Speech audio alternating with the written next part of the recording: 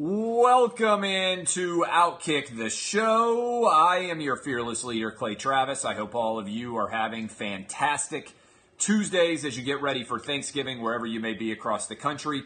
I am continuing to work. I will be off on Thursday and Friday, so I'll do the show tomorrow, do the radio show. Television is only a half hour today. We're not going to be on till 4 o'clock Eastern. No, 5 o'clock Eastern, sorry.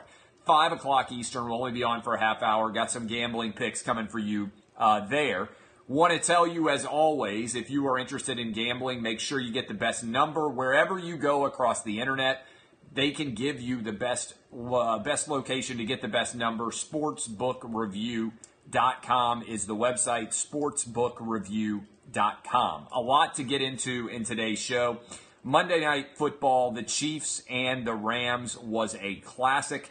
Amazon has bid for 22 regional Fox Sports networks. Why I think this is a massive seismic story in terms of the overall impact in the sports business universe. Cable and satellite, according to the front page of the Wall Street Journal Business and Finance section, has lost 1 million subscribers in the most recent quarter. One of the, if not the worst quarters for cable and satellite subscriptions of all time. And Memphis basketball has finally gotten revenge on John Calipari for leaving. Penny Hardaway snags the best basketball recruit in the country, local Memphis product, James Wiseman. What does this mean for the future? I'll talk about that a little bit as well. But we begin with the Monday Night Football Chiefs-Rams Classic. And I want to hit this from so many different angles. So listen along with me as I dial through all of what I thought was important about this game. First, on a larger NFL universe. This, to me, represented the NFL getting its swagger back. This was the NFL on the national stage, Monday Night Football, with a huge audience watching, basically saying to fans, we were wrong for the way that we responded over the past couple of years. And also, it was ESPN doing the same. I've been very critical of ESPN. I have to give a lot of praise to Jimmy Pitaro. There was an interesting story out about Kate Fagan. I don't know if you guys know her from Around the Horn. She is really smart, but she has been focused on the intersection. There's lots of intersections, right? For a long time, ESPN and many in the sports media would cover the intersection of like sports and gender issues, or the intersection of sports and sexuality, or the intersection of sports and politics, or all these different intersections. And my argument had been that ESPN wasn't in the intersection business. They were in the sports business. And so it didn't make sense for them to be in the angle there. Television lights just came on in my place. It didn't make sense to me. I asked a lot of times, like, why in the world would it make sense for ESPN, which is in the sports business, to decide we're going to be into the intersection of the sports and another business? And the quote was interesting. I want to read it for you, but I thought a lot of people might miss it. That to me, the game going on in conjunction with this news was, I thought, really intriguing.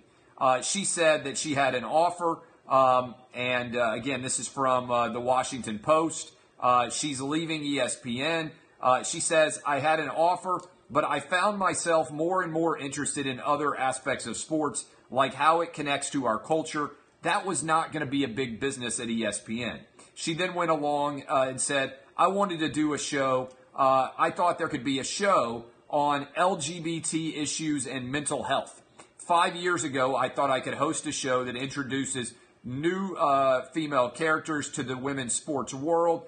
And I just thought this was interesting because that story, again, I wanted to do a show on some of the tangential topics like LGBT issues and mental health. Well, look, I'm not saying those issues are not important, okay?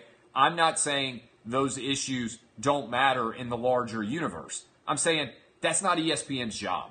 I don't turn on ESPN because I care about the intersection of LGBT issues alongside of tangential topics like mental health. Those can be very significant stories. When I put on ESPN, I want to know what happened with Patrick Mahomes, what's going on with Jared Goff. give me the biggest stories in the world of sports and talk about them. And that's what I try to do on my sports show. Now, that doesn't mean that I'm not interested in many other different things. We're going to talk about all sorts of things, sports media, business, everything else. But I own my own business. I own my own distribution network. If Kate Fagan thinks that there is a market for that, I would encourage people like her, Jamel Hill, to go out and create their own niche businesses, which potentially could be really lucrative. Maybe there is a huge population of people out there that's saying on a regular basis, you know what I want more coverage of? The intersection of gay rights and sports. The Women's March as it pertains to sports.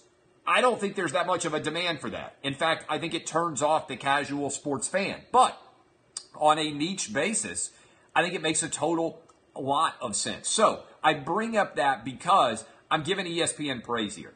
Their Monday Night Football, and this was in conjunction with ESPN, this was perfect. If you are in Los Angeles, you know the difficulty of the shooting, which took place, the mass shooting near the LA Rams facility, and also of the wildfires that have taken place in LA County. I was struck early on in the broadcast by seeing Jared Goff sitting on the sideline wearing an LA Fire Department hat. Think about the contrast between Jared Goff. I think Andy Reid had one on. A lot of other players did. Todd Gurley did during the warm-ups. Think about the contrast between NFL teams honoring first responders, police, and firefighters, and Colin Kaepernick wearing shoes that depicted police officers as pigs at San Francisco 49ers practice, and Colin Kaepernick going on social media and saying that police officers were modern-day slave catchers. Which is better for the overall brand of the NFL?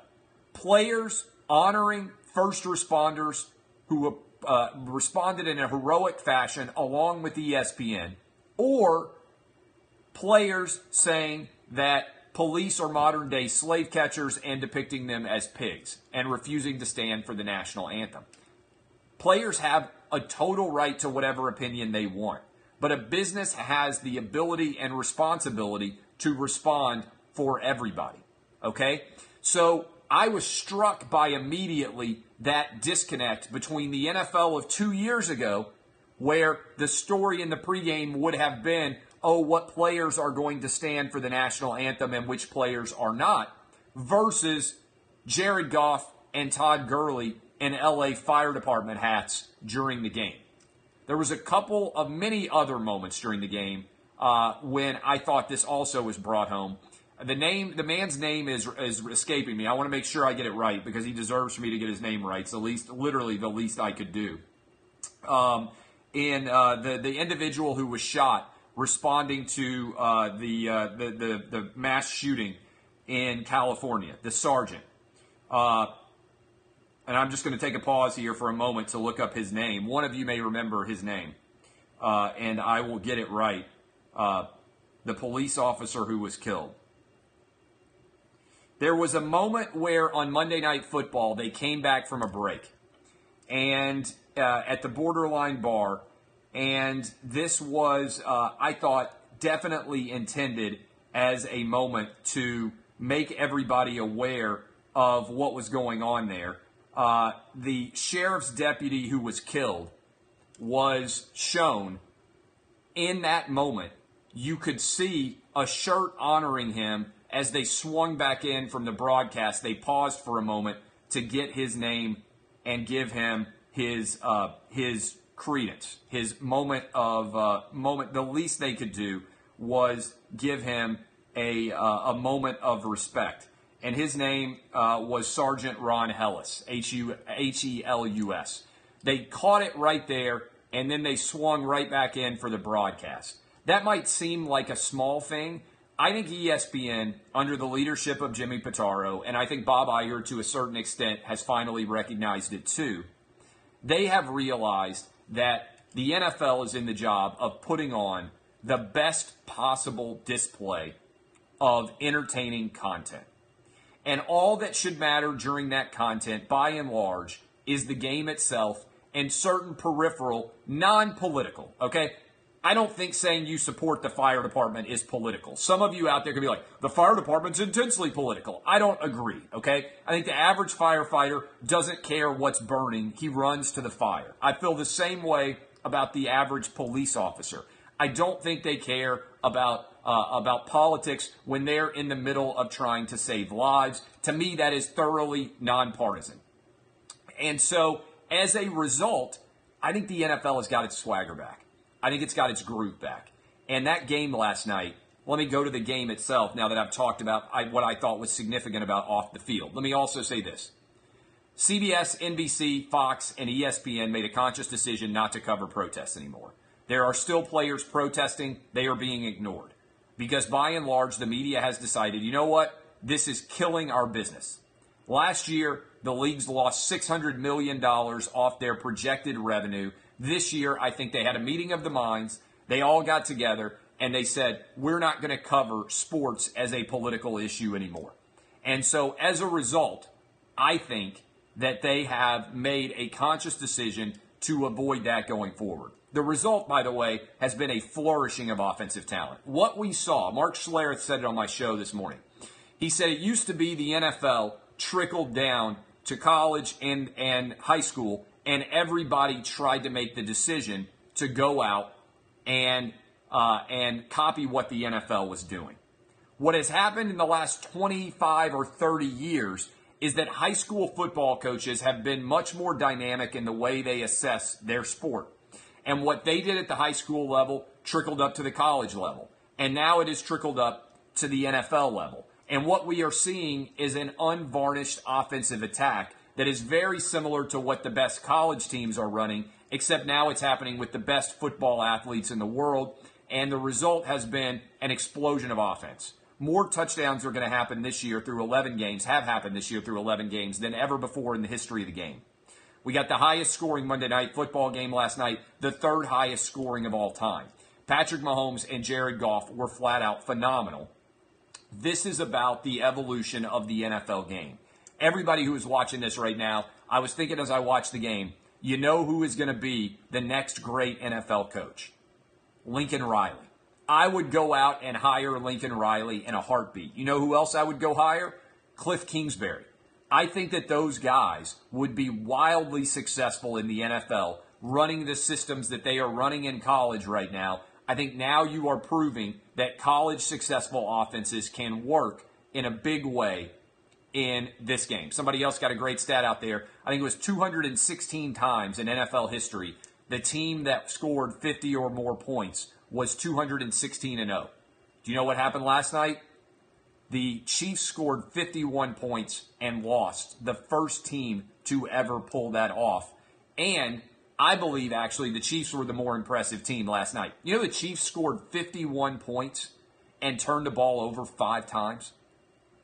I didn't get a lot of attention, but think about how those 5 possessions might have gone if the Chiefs don't commit a single turnover. They get at least 2 more touchdowns as a percentage of what they were doing otherwise if they don't turn the ball over. Leaving aside the fact that they gave up 14 points on those turnovers directly, they would have scored, the Chiefs, maybe 70 points in that game. They would have been virtually unstoppable. I think Mike Leach to the NFL could make sense. I think you guys are hitting it from a lot of different angles here, that the right coach could get in the NFL and win at a high level. Remember, Patrick Mahomes went 5-7 his final year with Texas Tech. It was because Texas Tech's talent everywhere else wasn't that good, but they scored a ton of points. 3 interceptions and 2 fumbles. The Chiefs would have scored maybe 70 points in that game if they hadn't had those 5 turnovers. And granted, great plays. Aaron Donald is a beast. Strip sacks twice. Credit to him for being that incredible of a player. But this was, I think, all about the modern-day evolution of the NFL. Here's the deal, though. There are only about 4 teams that can run offenses like this at a highly successful level right now. The Patriots can do it. The Steelers can do it. The Rams, the Chiefs, and the Saints can do it.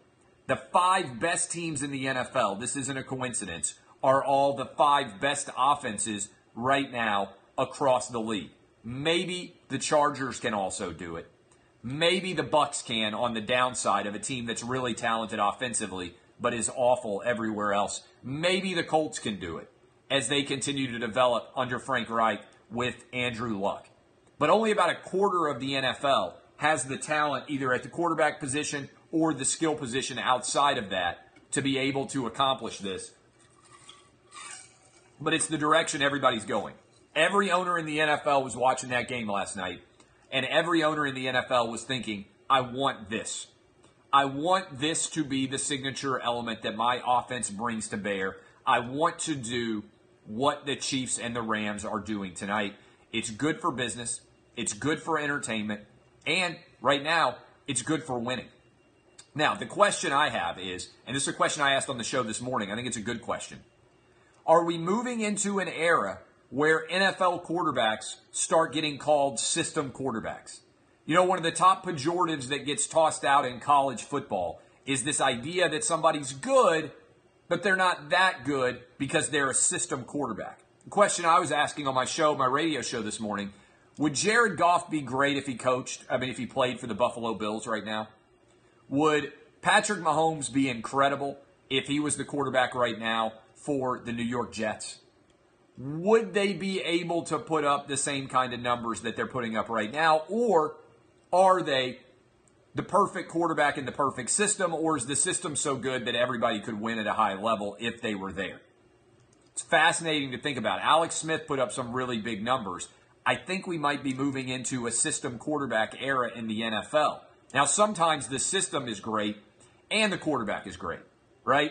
Marcus Mariota was a phenomenal quarterback at Oregon, and Chip Kelly's system fit him perfectly, right? I mean, he was the perfect fit for the perfect system. I think Patrick Mahomes' system at Texas Tech fit him perfectly, but also it's fair to say he was a great quarterback as well. I believe that this is going to be a lot more interesting going forward. Somebody just said college football is far more interesting. I disagree.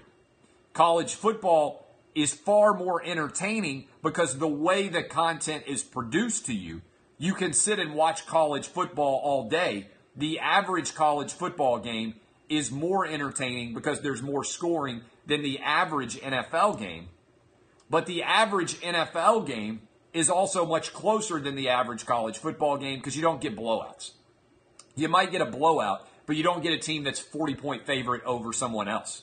I love college football. I like it more than the NFL. But if the NFL starts to adopt more college football concepts, it's only going to be better for the NFL overall. The NFL is at its worst when you have two mediocre teams with two mediocre quarterbacks, and the game's going to be 23 to 21 or something along those lines.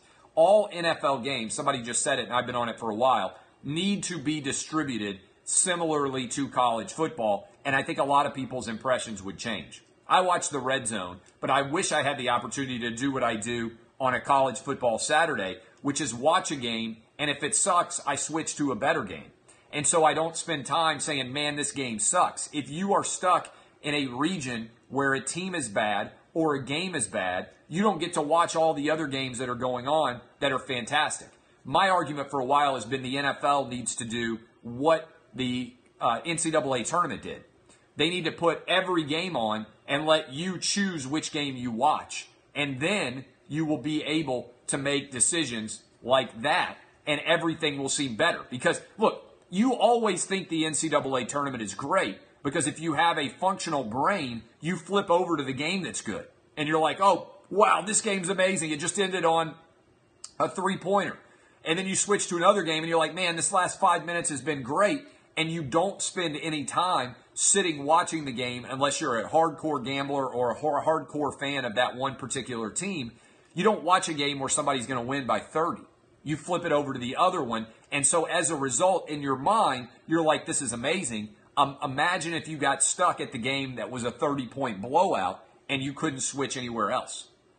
I think that would be what the NFL should do. All right, I have already talked a lot here. These two subjects are tied. I'm going to write about this later today. And Amazon has bid, according to CNBC's David Faber, for all 22 Fox regional sports networks. This is a massive story in sports media and business.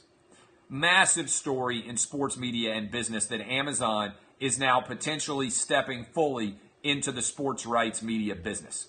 If they were to get all or some of these regional sports networks, this could change a lot overnight. First of all, I'm curious in the comments for both Facebook and for Periscope here, how many of you are Amazon Prime members? If you are an Amazon Prime member, say yes. How many people of you are Amazon Prime members? I'm curious what the numbers are. A lot of you, I would imagine, are Amazon Prime members. I would bet the vast majority of you that watch this are. We certainly in my household are Amazon Prime members. Why is Amazon doing this? I think this is about Amazon potentially deciding that they're going to roll even more branded content into their Amazon Prime network as an opportunity to go out and attack all these other different universes of products. Now, let me explain. If you were an Amazon Prime member, and this is tied in with the fact that cable and satellite subscriptions are declining, Amazon is uniquely positioned here because theoretically they can buy these regional sports networks, run them as roughly a break-even business, and decide that they are going to distribute the content on those to everybody in those regional networks. Let me give you an example. I am located in the state of Tennessee. I believe we have Fox Sports Tennessee. What if I cut my cable and satellite subscription, but I still really want to watch the Memphis Grizzlies and I also want to watch the Nashville Predators? In theory, they could offer me the ability to watch those local regional games without needing a cable and satellite subscription, right? The branded regional sports networks would then also allow Amazon to know even more about me and to direct even more advertising products to me through their streaming offering. Think about it. Just think about it for a minute here. They have all these advertisements that are already going on during the course of sports. If Amazon knows that I just had a baby, imagine if I could click right during while I'm watching that game and they could ID me and they could say, Clay Travis, would you like to get the latest Pampers at an unbelievable rate shipped directly to your house? One click buy, boom, it's right to you. Clay Travis, we know that you just moved into a new house because you were out buying all this new furniture. Have you seen the latest offerings on refrigerators at Amazon? Clay Travis, we know you have been coming on Amazon and looking up and trying to buy the newest Game of Thrones book when George R.R. Martin releases it. Would you like to get that new Game of Thrones book and also get every season of Game of Thrones sent to you? We're going to advertise that directly to you while you are watching the Nashville Predators or the Memphis Grizzlies. Next step, if I'm running Amazon, and I would love, by the way, to be working at Amazon and have be involved in some of these decision makings that they're going to have in the years ahead if they're truly going to get into sports. I think it's a fascinating arena. What about sports gambling? Sports gambling is coming. What's the best way to reach sports gamblers? During the games. Imagine if Amazon decides to become a conduit or affiliate or maybe even create Amazon Gambling so that while you're watching all these regional sports networks, which are geo-targeted specifically to you in your geographic region, they can allow you to gamble during the games. Think about how much money they could make. New Jersey, New York soon, Pennsylvania, Mississippi, West Virginia. I think eventually almost every state that has the lottery will have sports gambling. Think about the value that Amazon could unlock. If they know that you are sitting there, they would actually prefer you to watch their broadcast on your phone because then they can directly reach you and market to you. And if you're already used to buying everything for Amazon, from Amazon, and you trust them, wouldn't you trust Amazon to bring you the best live line during a game? Wouldn't you like to gamble from your Amazon account and also be able to go on and buy everything under the sun? I don't know about you, But Amazon is constantly delivering packages to my house because my wife buys almost everything from Amazon. I go on Amazon and I buy the book. I hope, by the way, you guys went on and have bought Republicans Buy Sneakers Too, my newest book, which Amazon has for $17 right now. What if Amazon knows you're an Outkick fan and you come on and they want to advertise my new book? What if Amazon starts distributing Outkick the show and Periscope, but you have to be an Amazon Prime member in order to get it? Content is going to matter even more in the future, and I believe unique, original content continues to be the best way to draw that audience. There ain't going to be a new Major League Baseball. There's not going to be a new NBA. There's not going to be a new NFL. There's not going to be a new NHL. If Amazon decides to go after these regional sports networks, look out what's coming next. I am telling you that they're going to make a real run beyond a shadow of a doubt at getting Monday Night Football. Because this would just be the toe in the water. The regional sports networks would allow them to get local coverage. And then they could say, hey, if you want to watch Monday Night Football, you have to sign up for Amazon Prime and become an Amazon Prime subscriber. And then once you did that, you would be able to run out and they would be able to make money off of you from a variety of different sources. All right? That is, first of all, I'm going to block this guy because I haven't seen anybody say that anywhere. I haven't seen anybody write this at all. I haven't seen anybody do it, which is why I'm going to write the article. So if you think that you are saying something unique, is that a guy that I should have blocked a while ago? I haven't been reading any of the comments. So I had to go over there. Sorry, Clay Kyle had to pull out his gun and go kill somebody in the middle of my analysis here because I happened to notice that a lot of you were complaining about the same person out there. So I had to go murder that guy. He'll never be back again. He looks like he was a high school kid, probably not very smart, probably typical mosquito dick thinking. That is the way it's going to work. And I think that's the play that Amazon is looking into. This is big. This is potentially massive. This is going to be a game changer for sports if they really want to get in and start spending big money. Because the other thing that's important here, front page of the business finance section of the Wall Street Journal today, they announced that subscriptions, cable and satellite subscriptions were down 1 million. They were down 1 million overall in the last quarter, which means Amazon isn't buying the regional sports networks to distribute them through television. They're buying the regional sports networks for the brand value for the years ahead to allow them to bring everything to your phone. I think that's a toe in the water. I think Monday Night Football is next. I think the NHL could be next. This is a sign that Amazon potentially is deciding to go big here. Is there a previous corollary we could use as an example? Okay? This, I think, is potentially what Fox did when they went out and they wildly overpaid to get the NFC years ago. The idea was that Fox was going to make money based on branding all their network surrounding the NFL. What if Amazon Prime decides that they're going to go after men, a primarily male audience, which may not be spending as much money as women on their broadcasts and on their sites, by going after sports? It's potentially brilliant. With the billions that are going to roll into sports gambling, it's also potentially brilliant. I'm going to write about this. If you are intrigued by this story, you should be if you care about sports media and business at all. I'll write on it this afternoon. It should be up this evening. You may be able to read it when you get to work tomorrow. My name is Clay Travis. I'll be on Let It Ride, my daily FS1 show with Cousin Sal, Todd Furman, and Rachel Bonetta. If you didn't know already, I am the king. I am continuing to wear my crown. I appreciate all of you for supporting Outkick. We are up. This is unbelievable in radio. In the fall, nationwide, we are up 50% this year versus last year. It's unheard of. Unheard of for a radio show to be up like we are over last year. That's because of all of you choosing to spend your morning with me. Thank you for everything that you do. And thank you. The show is called Lock It In. We used to do a show called Let It Ride. You know what I'm talking about. All right? It's the show that's on FS1 at 5 o'clock Eastern. All right? Whatever it's called, I will be there on your television looking back at you. It's called Lock It In. I got a lot of things on my plate, a lot of things to talk about, but I appreciate all of you. Be live tomorrow, for 3 hours in the morning. Also, I slept like 3 hours last night because the Monday Night Football game didn't end until midnight or whatever time it was, along with one of my 18 jobs I've been doing.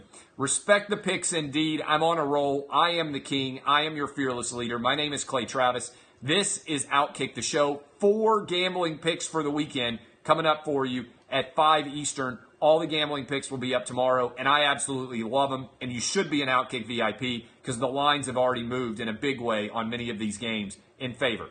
Kisses to all of you. My name is Clay Travis. Happy early Thanksgiving if you don't come back in tomorrow. This has been Outkick the Show. DBAP unless you need to SBAP. See y'all.